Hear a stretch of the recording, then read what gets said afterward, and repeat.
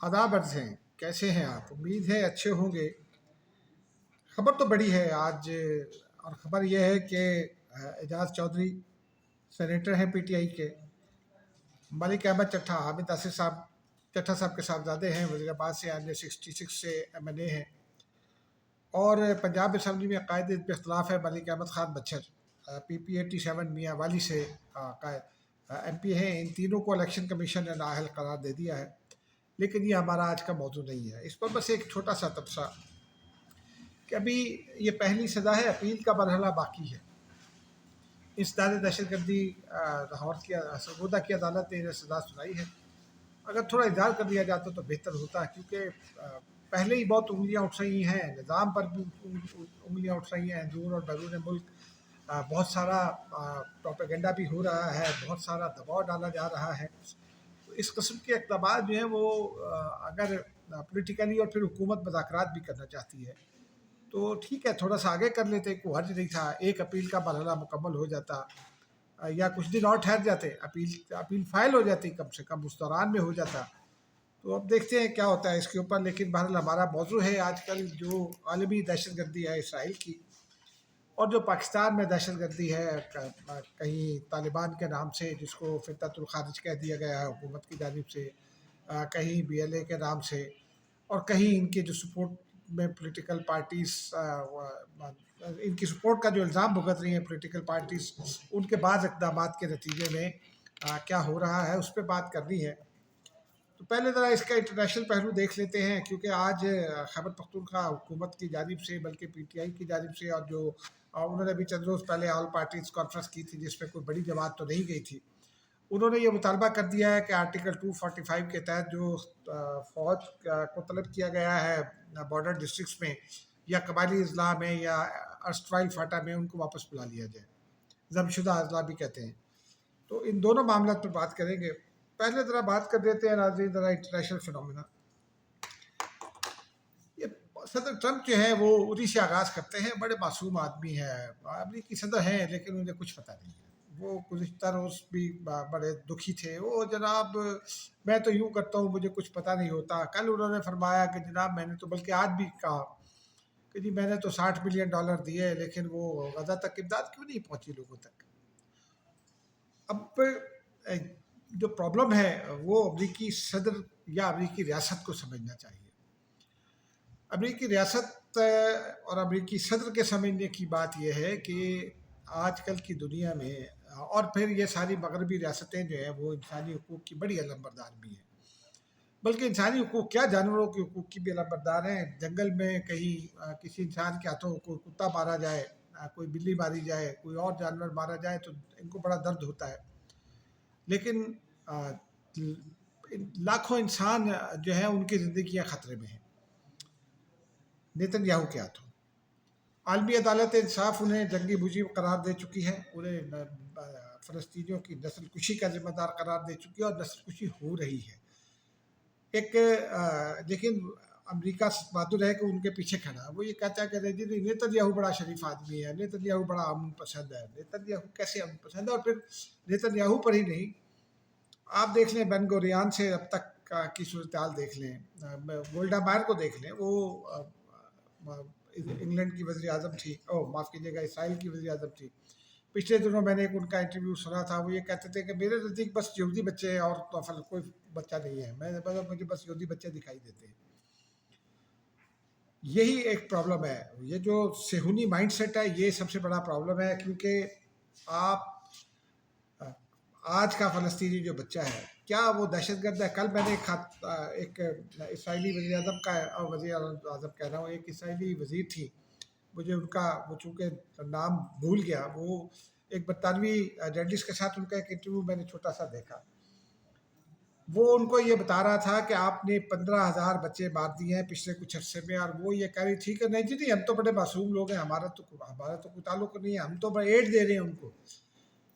वो बता रहा था कि जी आपने नस्लकुशी की है, आप लोगों को मार रहे हैं, और वो उसकी बात को सुने बगैर बस वो अपना मंत्रा पढ़े जा रही थी। सारी दुनिया रिपोर्ट कर रही है, सारी दुनिया रिपोर्ट कर रही है। आज पिछले 2-3 दिन से मैंने एक इसराइली प्रोफेसर हैं, انہوں نے اپنی جو انہوں نے ایک رپورٹ مرتب کی ہے، وہ رپورٹ انہوں نے اسرائیلی فوج کی رپورٹ سے جو ہے وہ نتائج اخذ کر کے اور ڈیٹا لینے کے بعد اینالائز کر کے تیار کیا، اور وہ ہارورڈ یونیورسٹی میں بھی کہیں انہوں نے جمع کرائی ہے۔ اس میں ان پروفیسر نے یہ بتایا ہے کہ 7 اکتوبر، یعنی 2 سال پہلے جب یہ اٹیک کیا تھا، یا 3 سال پہلے، وہ 2 سال پہلے، وہ کہتے ہیں کہ 7 اکتوبر سے اب تک 3,77,000 فلسطینیوں کو شہید کیا جا چکا ہے، جس میں بچے بھی ہیں بڑی تعداد میں۔ ابھی صرف پچھلے 2-4 مہینے 5 مہینے میں دیکھ لیں کتنے بچے شہید ہوئے ہیں۔ گزشتہ روز کی کارروائی دیکھ لیں کیا ہو رہا ہے۔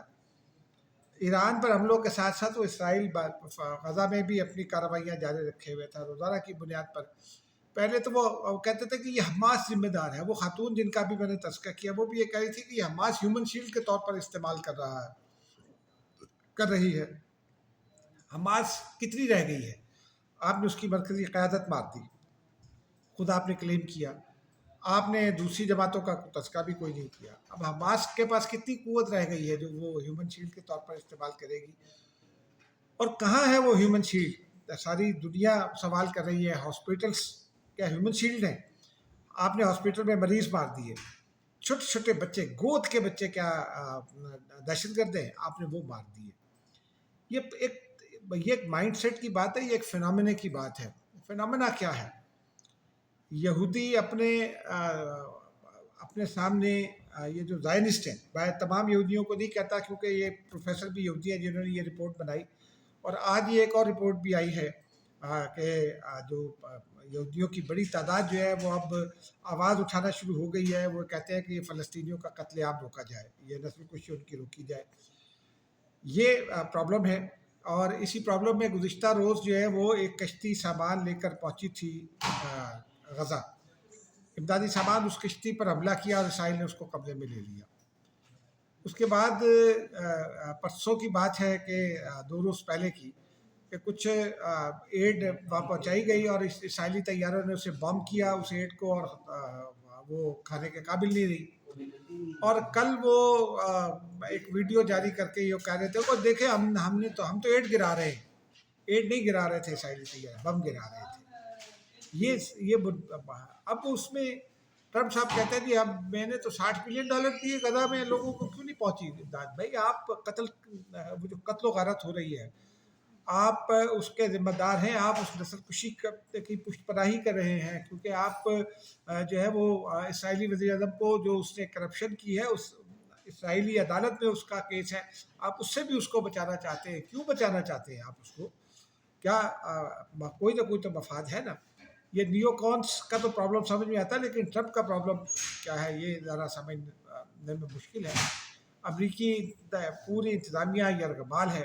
جو مجھے سمجھ میں آتا ہے وہ تو یہی ہے کہ امریکی جو بینکنگ سسٹم ہے یا امریکی معیشت ہے وہ اس جیوز کے ہاتھوں میں ہے، اور ہو سکتا ہے اس لیے بلیک میل ہوتے ہو، لیکن آپ کھل کر بات تو کر سکتے ہیں۔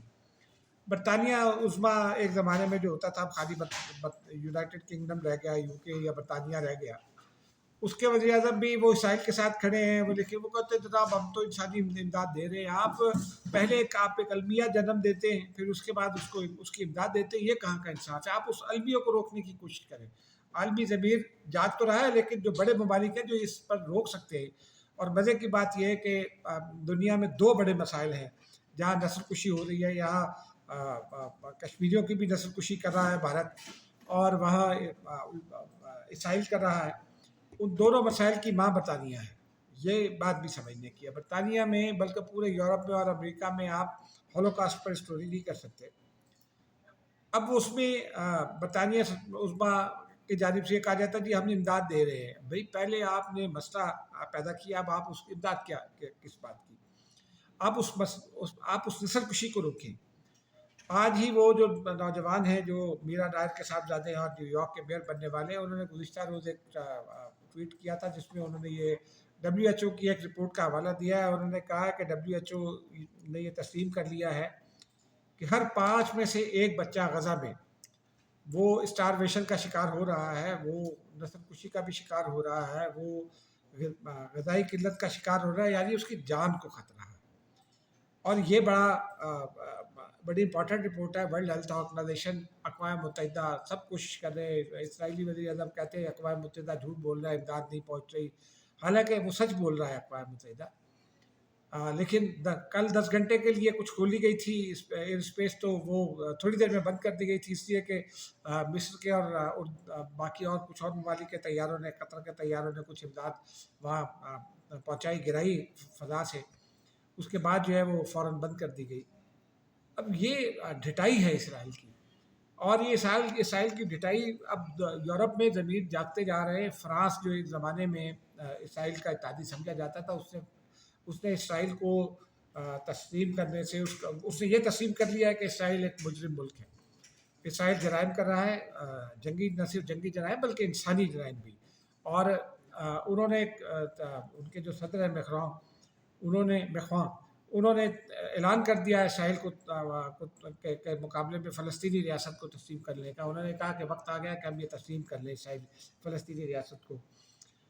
آج اب سے کچھ دیر بعد، جب میں یہ ریکارڈ کروں، اس کے کچھ دیر کے بعد نیو یارک میں ٹو اسٹیٹ سولوشن اور عمل، اس موضوع پر سعودی عربیہ اور فرانس کی مشترکہ کانفرنس بھی ہوگی۔ پاکستان اس میں شریک ہو رہا ہے۔ امریکہ سے بہادر نے بائیکاٹ کر دیا، حالانکہ ان کو بڑی تکلیف ہے کہ جناب وہ کیوں نہیں پہنچ رہی، امداد کیوں نہیں پہنچ رہی، ہمیں کیا پتہ کیوں نہیں پہنچ رہی۔ تو یہ بڑا امپورٹنٹ ہے، اس کو روکنا ہوگا۔ اس کو اگر آپ بطور طاقت نہیں روک سکتے تو بطور معاشی اقدامات روک سکتے ہیں۔ اسرائیل کی جو مصنوعات ہیں اس کا بائیکاٹ کر دیں، اسرائیل سے کی جو شپمنٹس ہیں ان کو لینے سے انکار کر دیں، تو سب ٹھیک ہو جائے گا۔ اس لیے کہ دنیا پیٹ سے سوچتی ہے، تو اسرائیل کے ساتھ تجارت بند کرنے کا سلسلہ شروع کرے، کوئی بڑا یورپی ملک شروع کرے تو شاید کچھ اور لوگ شروع ہو جائیں، عربوں کو بھی شروع کر دینا چاہیے۔ تو اس سے اسرائیل پر پریشر آئے گا، کیونکہ اسرائیلی عوام جب دیکھیں گے کہ وہ معاشی طور پر بھوکے مر رہے ہیں تو پھر اس کی خبر ہوگی۔ چلیے، اب یہ تو ہو گیا۔ اب اس میں بس دعا کی جا سکتی ہے کہ اللہ تعالیٰ فلسطینیوں کے حال پر رحم کرے اور ان کو نسل کشی سے بچائے۔ اللہ تعالیٰ کے علاوہ اور کوئی نہیں ہو سکتی۔ لیکن اس میں ایک امپورٹنٹ خبر ہے آج بریکنگ اسٹوری کے طور پر، وہ یہ ہے کہ ہالینڈ کی انٹیلیجنس ایجنسیز کی رپورٹ پر ہالینڈ کی حکومت نے اسرائیل کو اپنی نیشنل سیکیورٹی کے لیے خطرہ قرار دے دیا ہے۔ ہالینڈ جیسا ملک جو ہے وہ جب یہ فیصلہ کر سکتا ہے، فرانس یہ فیصلے کر سکتے، تو باقی دنیا کو کیا مسئلہ ہے؟ باقی دنیا کو بھی ان فیصلوں کی جانب بڑھنا چاہیے۔ اب آتے ہیں ناظرین پاکستان میں دہشت گردی کی جانب۔ گزشتہ روز تیرا کی وادی تیرا میں ایک بڑا بدقسمت واقعہ ہوا، اور اس میں میرا موقف یہ ہے کہ تحقیقات تو ہوئی نہیں۔ جو میں نے ویڈیو دیکھی اس میں وہ فوجی جوان اپنے بچاؤ میں کی کوشش کر رہے تھے، کیونکہ جو ان کی اسپیس تھی یا ان کا جو ہیڈ کوارٹر کی جانے کی جو جگہ تھی اس کی جانب لوگ بڑھ رہے تھے۔ اور فوجی، میں نے بعد ازاں اسٹیبلشمنٹ کے ذرائع سے بھی پوچھا، وہ یہ کہتے ہیں کہ فوجی قیادت یہ سمجھتی ہے کہ ان کے مطالبات بالکل جائز ہیں، تو وہ ان مطالبات کی بنیاد پر ان کی جانب کوئی حملہ کرنے کی کوئی گنجائش نہیں تھی۔ لیکن پہلے فائرنگ کا سلسلہ کہاں سے شروع ہوا، وہ جو ذرائع ہیں وہاں مقامی، وہ یہ کہتے ہیں کہ کچھ سویلینس تھے جنہوں نے فائرنگ کا آغاز کیا، اس کے جواب میں ان کو یہ کرنا پڑا۔ چلیے، اس کی تحقیقات ہونی چاہیے نا۔ لیکن جو فوجی جوانوں کی گنیں ہیں وہ ان کا رخ فضا کی جانب ہے، یعنی وہ ہوائی فائرنگ ہو رہی ہے، اس سے جانوں کے جانے کا خطرہ نہیں تھا۔ وزیر اعظم شہباز شریف نے یہ کہا اپنے بیان میں کہ فتنۃ الخارج یعنی تحریک طالبان کے عناصر نے ان کو مارا جو وہاں چھپے ہوئے تھے، پہاڑوں سے فائرنگ ہوئی۔ یہ بہت شدت سے آئی ہے، لیکن اب اس کے نتیجے میں اب ہو کیا رہا ہے؟ بدقسمتی سے P T I Khyber Pakhtunkhwa اس کو اپنے حق پہ پولیٹیکلی اپنے حق میں استعمال کرنے کی کوشش کر رہی ہے۔ وار اینڈ ٹیرر کے خلاف ایک ماحول بنایا جا رہا ہے۔ چند روز پہلے علی امین گنڈاپور نے یہ کہا تھا کہ یہ اب ڈرون حملے بند کر دیں، یہ کر دیں، وہ کر دیں، اب کوئی آپریشن نہیں ہوگا۔ پھر آل پارٹیز کانفرنس اس سے پہلے بھی تھی، اب ایک نیا اسٹیپ سامنے آ گیا ہے۔ انہوں نے مطالبہ کر دیا ہے کہ آرٹیکل 245 کے تحت جو بھی اضلاع ہیں، قبائلی اضلاع یا ضم شدہ اضلاع، وہاں سے فوج واپس بلا لی جائے۔ اپنا عالم علی امین گنڈاپور کا یہ ہے کہ ان کے اوپر گورنر بھی یہ کہہ چکے ہیں اور دیگر لوگ بھی کہہ چکے ہیں کہ وہ تو خود بھتہ دے رہے ہیں۔ یہ میں نہیں کہہ رہا ہوں، یہ اکابرین کہہ رہے ہیں۔ اس دن محسن نقوی نے بھی ٹویٹ کیا تھا کہ خیبر پختونخوا حکومت کی ایک اہم ترین شخصیت جو ہے وہ طالبان کو بھتا دیتی ہے. تو یہ کیا ہے؟ آپ وزیر اعلیٰ ہیں، آپ کے جو جنوبی اضلاع ہیں وہ سارے کے سارے شام کو طالبان کے والے. مولانا فضل الرحمان اس بات کی گواہی دے چکے ہیں. مولانا فضل الرحمان کے بیٹے کو اغوا کر لیا تھا، اور ایک میجر کو پچھلے دنوں میں اغوا کیا گیا تھا، پھر اس کو ایک قبیلے نے چھڑوایا. اسی طرح جو ہے اور قبائل مقابلہ کر رہے ہیں طالبان کا، اس لیے کہ وہ آپ نے ایگریمنٹ کیا تھا 3 مہینے پہلے کہ جو سیٹلڈ اضلاع ہیں ان میں ہم آپریشن کریں گے طالبان کے خلاف. آپ نے کیا کیا؟ ڈیرہ اسماعیل خان میں لوگ شام 5-6 بجے کے بعد باہر نہیں نکلتے، رات کو تو سوال ہی نہیں پیدا ہوتا. یہ پورا علاقہ بنو ٹانک اور ہنگو اور جو دیگر اضلاع ہیں لکی بروت، یہاں بالکل رات کو طالبان کا راج کہتے کہ ہوتا ہے. صبح 9 بجے تک کوئی پولیس والا اپنے تھانے میں نہیں ہوگا. آئی جی صاحب جو مرضی فرماتے رہیں، یہ بھی اطلاعات ہیں. بنو کینٹ پر کئی حملے ہو چکے ہیں. آپ چاہتے کیا ہیں؟ آپ یہ بتا دیں. کیونکہ ٹھیک ہے فوج نے بارڈر سیکیورٹی کرنی ہے، لیکن جو اندرون ملک دہشت گردی ہے وہ کیسے رکے گی؟ یا تو آپ گارنٹی کریں کہ دہشت گردی نہیں ہوگی، اور الٹا آپ کا عالم یہ ہے کہ آپ اگر افغانستان سے حکومت پاکستان بات کرے تو آپ اس کو بھی چیلنج کر دیتے ہیں. یہ انتہائی خطرناک روش ہے. یہ ٹھیک ہے آپ کی سیاست اس سے چمک جائے گی، لیکن آپ کا کہ ملک کے لیے یہ خطرہ ہے. یہ چیز اس شخصیت کو جس کا نام علی امین گنڈاپور ہے اور اس کی پارٹی کے لوگوں کو سوچنے کی ضرورت ہے، کیونکہ اس ملک میں اگر معاملہ ٹھیک ہے تو آپ کی سیاست بھی چلے گی اور آپ کی بات بھی چلے گی. خدا حافظ.